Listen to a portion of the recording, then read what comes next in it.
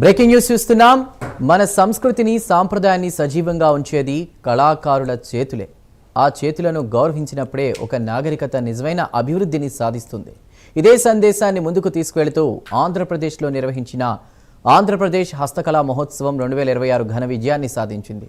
విశాఖపట్నం, అనంతపురం, రాజమహేంద్రవరం, కాకినాడలో నిర్వహించిన ప్రదర్శనలు కళాకారులకు నేరుగా మార్కెట్ అవకాశాలు, విస్తృత గుర్తింపు, స్థిరమైన ఉపాధికి కొత్త దారులు చూపించాయి. మరోవైపు రాష్ట్ర వ్యాప్తంగా నిర్వహించిన ఆరోగ్య శిబిరాలు కళాకారుల సంక్షేమంపై ప్రభుత్వ నిబద్ధతను చాటాయి.